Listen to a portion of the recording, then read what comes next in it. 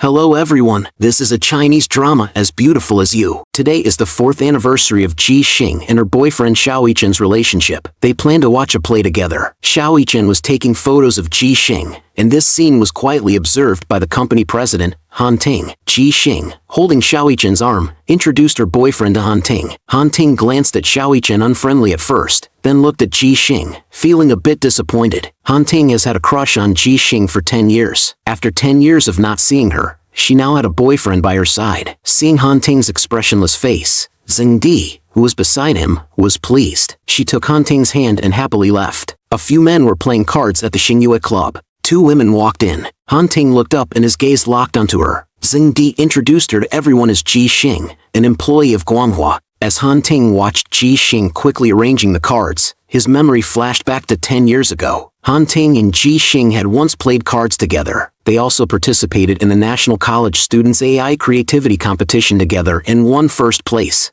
To celebrate that evening, Xing invited Han Ting to join.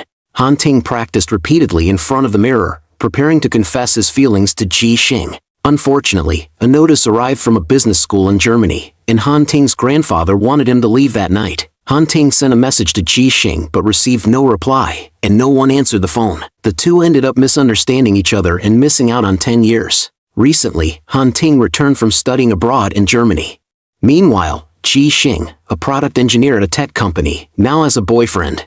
Early one morning, Xing hurried to work on a shared bicycle, learning from colleagues that senior management would be visiting the company today. Anxious, she waited at a traffic light, hoping to arrive at the company early. A man, talking on the phone while wobbling on his bicycle, collided with Xing. Xing's bike veered slightly, causing the nearby delivery guy to accidentally scrape a luxury car as he dodged out of the way. Seeing this, I feel it's amazing. The fate from 10 years ago is not over yet, to be continued here. Inside the car sat Han Ting, the CEO of Dongyang Group. Hearing the commotion, he felt a strange familiarity and looked up to see Xing. Due to past misunderstandings, Han Ting didn't immediately acknowledge her, only instructing his assistant to take her phone number. Xing peered into the car, curious about its occupant.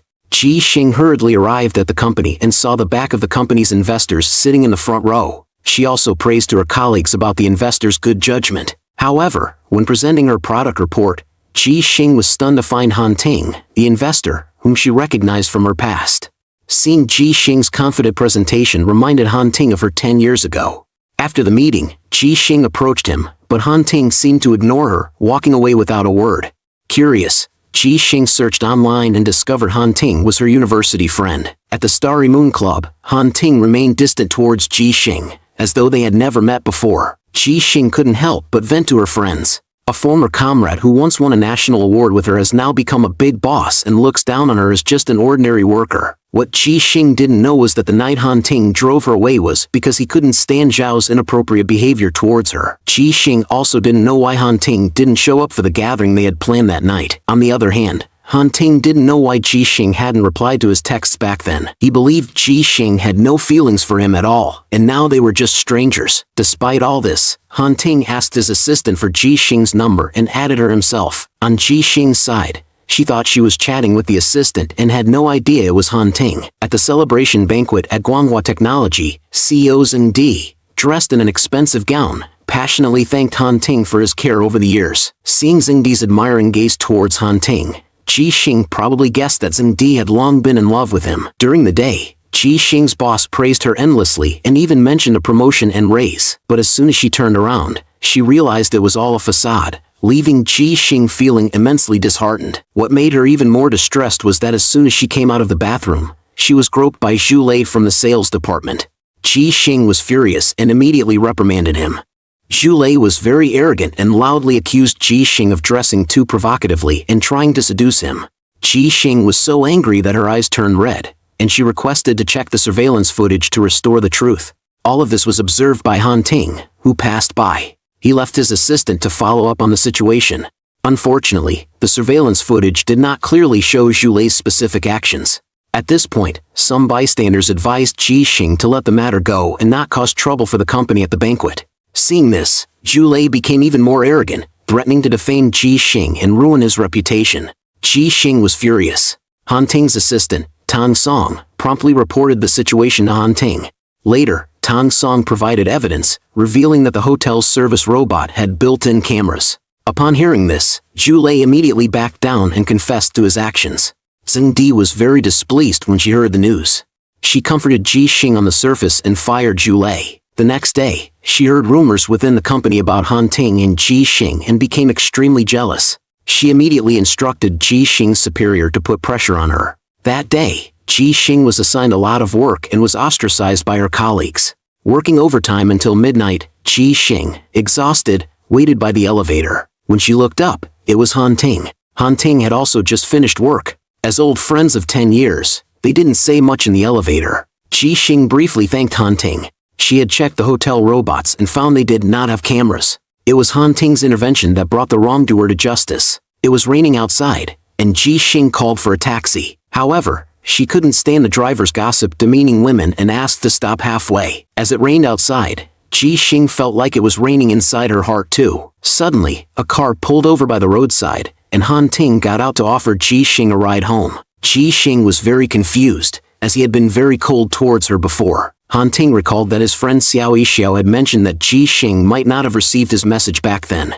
In the car, Han Ting couldn't help but ask Xing when she had changed her phone number. Upon learning that Xing had changed it during college, Han Ting finally understood why she hadn't replied to his messages. At this moment, Han Ting felt a sense of relief. The director was once again giving Xing empty promises. Xing was fully aware of the director's intentions. The previously promised promotion and raise had all fallen through. Xing was furious and went to find Xing Di, hoping for fair treatment. However, Xing didn't know that Xing Di admired Han Ting. Rumors were circulating within the company about an unspeakable relationship between Xing and Han Ting, which made Xing Di dislike Xing intensely. She wanted to drive Xing away. Xing was deeply saddened. After much contemplation, she decisively resigned and left without looking back. It was so unfair, leaving was the best option. Xing brushed past Han Ting downstairs, and neither of them said a word. Watching Xing's back, Han Ting roughly understood what had happened. He knew that talent would shine no matter where it was. Han Ting was well aware of Xing's abilities. Taking advantage of a grassroots project investigation opportunity, Han Ting invited Xing to join Dongyang Medical, offering her the freedom to name her salary and benefits. Xing's initial aspiration was simple.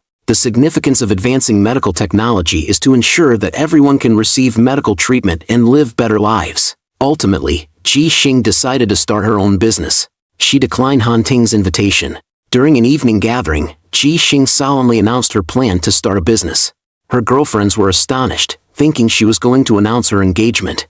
Her boyfriend, Xiao Yichen, expressed his unconditional support and even took out the money he had saved for a house down payment to give to Xing. Xing was deeply moved. However, on the other side, Han Ting poured cold water on Xing's plan, wanting to see how she would fail. The reality was just that. Without connections and capital, starting a business was extremely difficult. Nevertheless, Xing was determined. She took out the money she had painstakingly saved as her startup fund.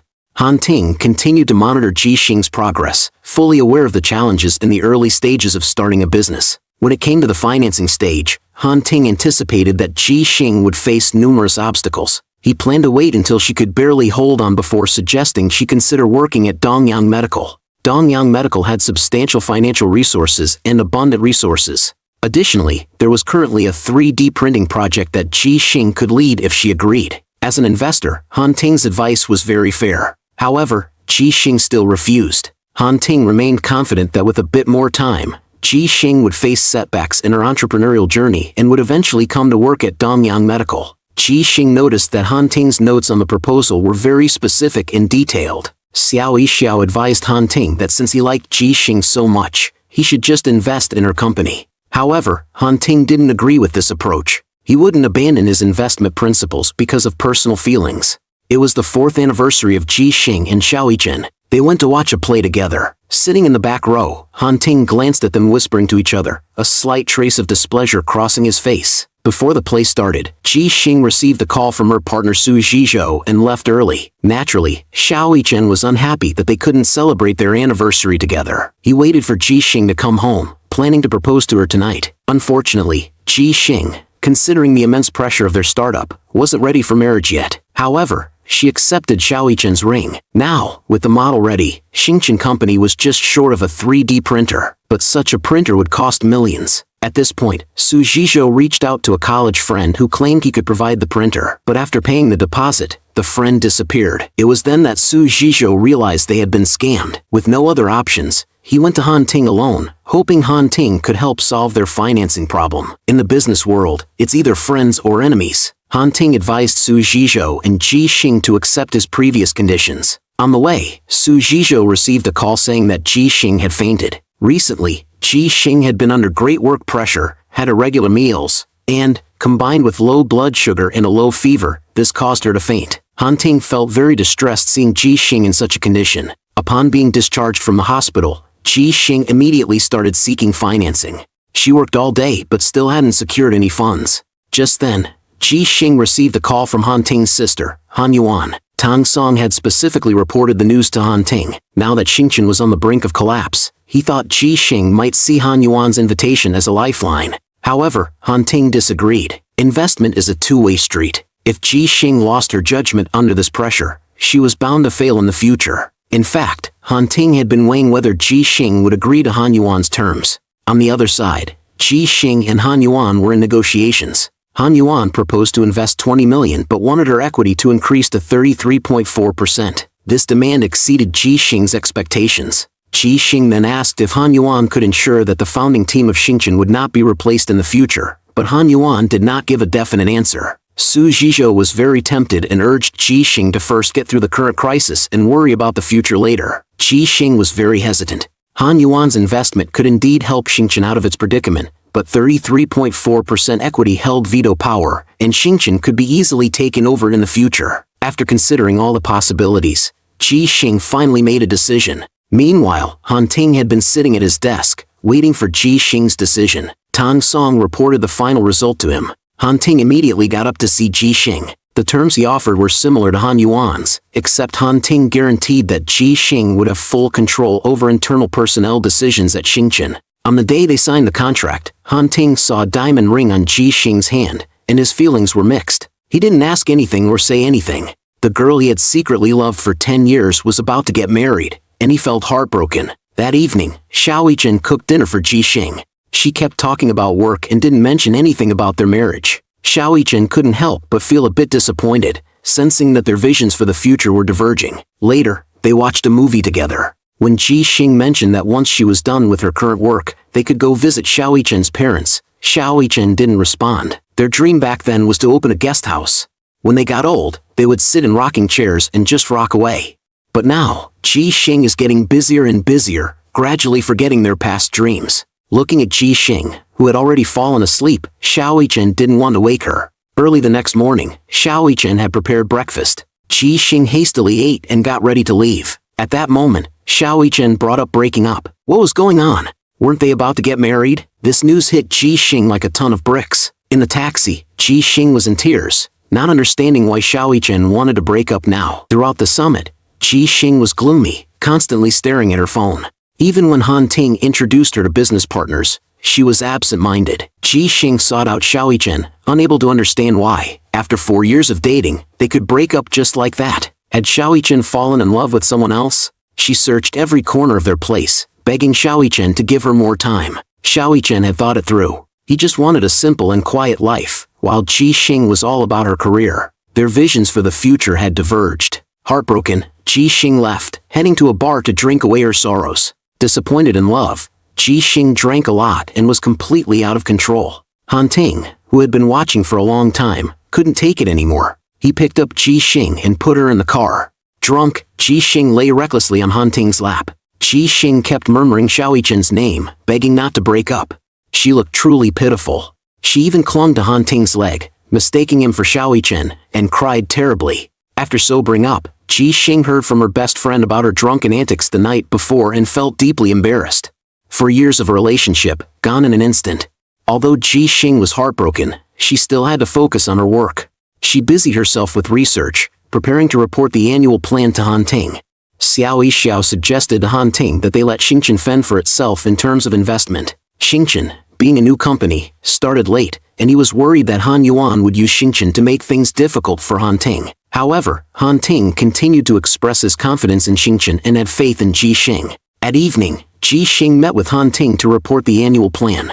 Han Ting subtly moved closer to her. 10 years ago, he missed his chance due to going abroad, but now she was finally single. Han Ting decided to seize the opportunity. He thought it over and prepared some delicious food to take to Xing, only to encounter Xing's mother. Ji's mom mistook Han Ting for Su Zhizhou, and Han Ting didn't correct her. Ji's mom asked Han Ting to help out, and they ended up having dinner together. Ji's mom really liked Han Ting and could tell that he had feelings for Xing. Ji's mom's care for Han Ting reminded him of his own parents. It had been a long time since Han Ting had seen them. They had died in a car accident without time for rescue. This was a missing piece in Han Ting's heart. Xing's company was gradually getting on track, but she always wanted to buy a high-end 3D printer. Han Ting offered to help purchase the printer, but he wanted an additional 5% of the shares, which Xing directly declined. Fortunately, her good friend Li's strong PR skills came through, and through her, they found the manufacturer directly. The manufacturer, upon hearing from Xing that Han Ting was Xingchen's investor, immediately changed their attitude. Then,